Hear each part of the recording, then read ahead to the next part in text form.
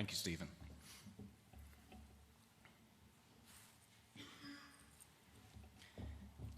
According to some artists, the colourful murals we see adorning the sides of buildings and public amenities throughout the city and beyond activate their locations by bringing the viewing public into spaces they ordinarily would not go to. The public further becomes complicit in this activation by not wishing them vandalised or painted over. The artworks are imagined as permanent rather than temporary. Yet to another group of street artists, by becoming semi-permanent, these murals deactivate the space and walls and preclude further activity.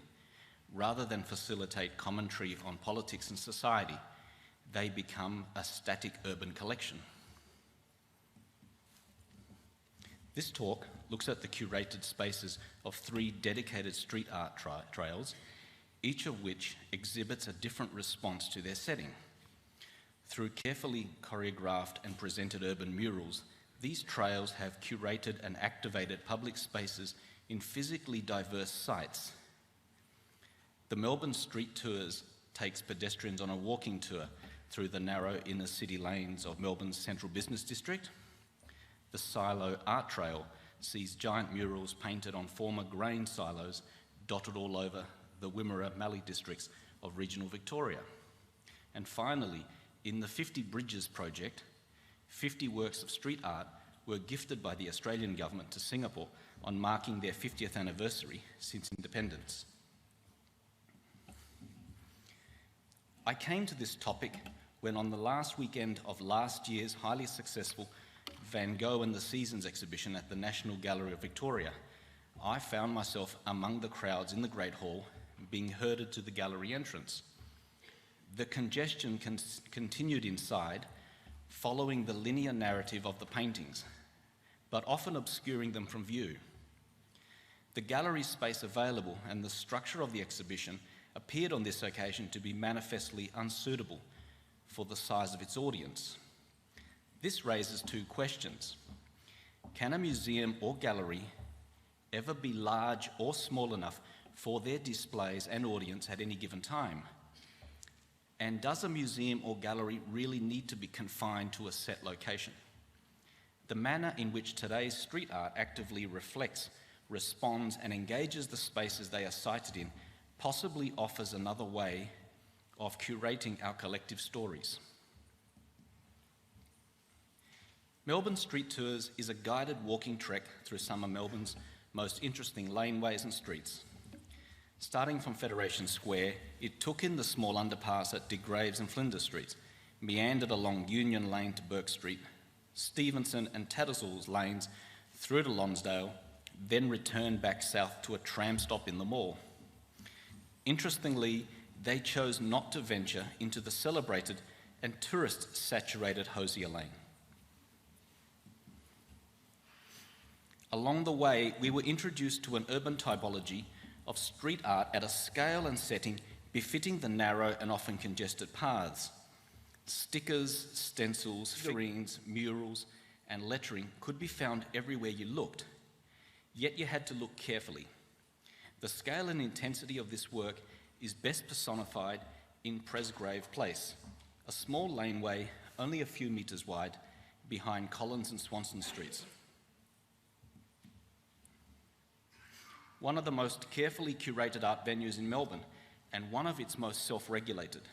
Various artists, including those known for larger murals, have created a tiny gallery on a limited length of available wall space.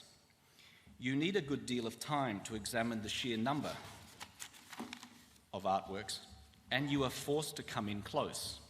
In 2 of the examples shown here, a spray can and lemon incorporated in the artwork provide the relative scale.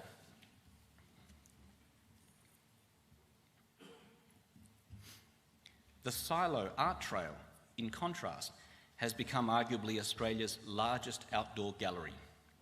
Conceived in 2016 and stretching over 200 kilometres in the Wimmera Mallee districts of northwest Victoria, the murals painted on disused grain silos create a cultural link between the neighbouring towns of Patchewallach, Lascelles, Rosebery, Brim, Sheep Hills and Repugnant. As one silo artist put it, the project was about making art more accessible, bringing art out of the galleries and making it part of people's everyday lives. By activating the otherwise bare surfaces of the silos, the murals depict a unique story about the host town and the people living there, and engage the local communities and outside visitors alike.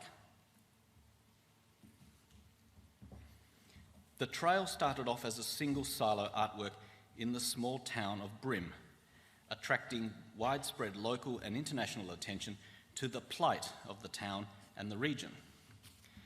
Located between the freight railway line and the Henty Highway, this mural depicts a multi-generational quartet of male and female farmers exploring community identity at a time when rural populations face severe economic hardship and the tangible consequences of climate change. A finalist in the 2016 Sir John Sulman Prize, one of Australia's longest-running art prizes, the Brim Silo mural by the Australian artist Guido van Helten became the catalyst for the creation of the Silo Art Trail.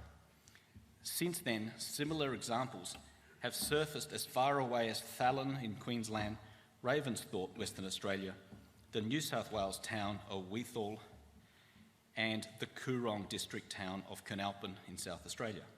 Indeed, the Brim Silo mural's mainstream acceptance and impact on a small rural community has been recently recognised through its depiction on an Australian Post $1 postage stamp. I believe that the great strength of the Silo Trail is in its ability to draw people into a region many would ordinarily ignore. Comprised of vast farmlands producing wheat and other grain crops, the region does not benefit from the snow-capped mountains, rolling vineyards, and long sandy coastal beaches common to popular holiday destinations. Yet because of its distance and isolation, engaging with the local community through a meal at the local pub, a chat to the storekeeper, or an overnight stay at a caravan park becomes part of the experience. Through such interactions, you learn more about the art and the people it represents. This image from Patchewallach of an archetypal Aussie farmer with faded flannelette shirt in fact depicts a local wheat and sheep farmer from a farming family of 3 generations who came to the region under the post-World War I Soldiers' Settlement Scheme. He is married and tending to a seriously ill child without the convenience of a nearby hospital. As you learn more of the stories behind the images, you begin to understand and appreciate the hardships farming people endure. The role of youth culture and sports and sporting clubs in country communities is acknowledged in Repugnant. The wisdom gained through multi-generational farming families is shown in La Salles.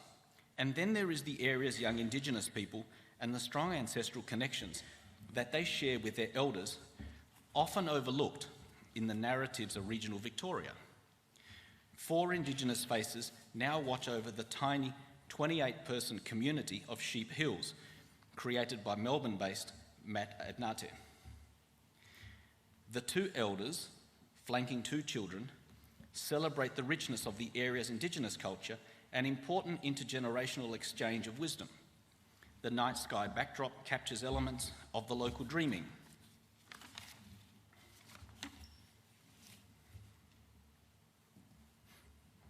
Activating space through a mural on a 35-metre high concrete silo separated from the township by a high-speed highway is not an easy feat. Rosebery, with a population of 5 at the last census, provides a good example. Disconcerted at the way in which traffic along the Henty Highway flew past the silos, the local residents devised numerous strategies to divert and hold the attention of visitors so that their personal stories could be heard. During the painting of the murals, the local shire reduced the speed limit approaching the town to 80, so that hundreds of passing motorists could slow down and watch the mural take shape.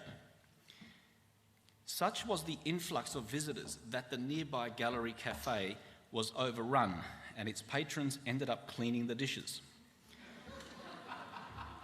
A policeman from a neighbouring town assisted in the kitchen. The local proprietor also recounted a personal story to us of a family tragedy, all too common in the region, which was commemorated by the painted car you see in the image. Caffeine, the mural artist who did the work in Rosebery, upon completion of the silos, covered it with her trademark images of animals as a memorial to the cafe owner, and it sits outside the cafe in perpetuum.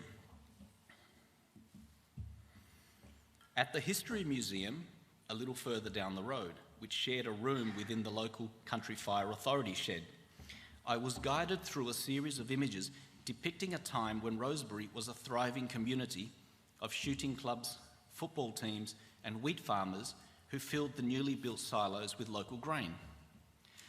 Most of them were built between 1938 to 41, when a shortage of ships between Australia and England necessitated the long-term storage of wheat. The silos became a place for the farming communities to come together during harvest, exchange news and stories, and reconnect with old friends while the grain was unloaded.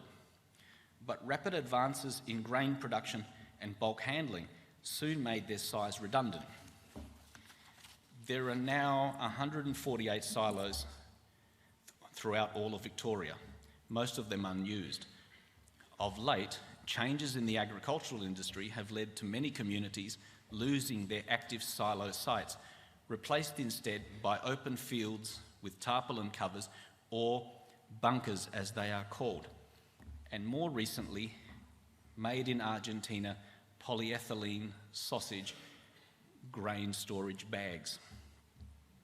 The Silo Art Trail has provided an opportunity to reinvigorate decommissioned sites and bring attention to the local communities and our farming history.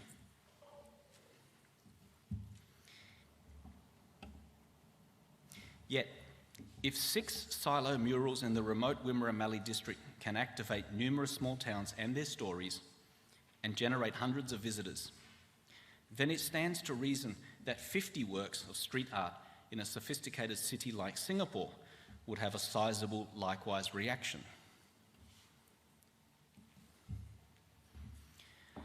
Launched in May 2015 by our Foreign Minister Julie Bishop, 50 Bridges was Australia's fun and contemporary gift to Singapore to mark their 50th anniversary.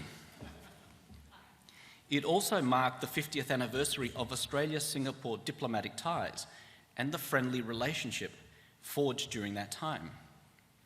Using Australian and local street artists, the scale and social narratives of the works could be seen as reflecting Australia's idea of what that relationship is. Although a relatively small city-state, the wide dispersal of the art made accessing them quite a challenge. It took me multiple train journeys, taxi rides, and a lot of walking. Even then, some of the art could only be properly viewed from high-rise buildings, some over 100 metres away, or by chance on a highway from a passing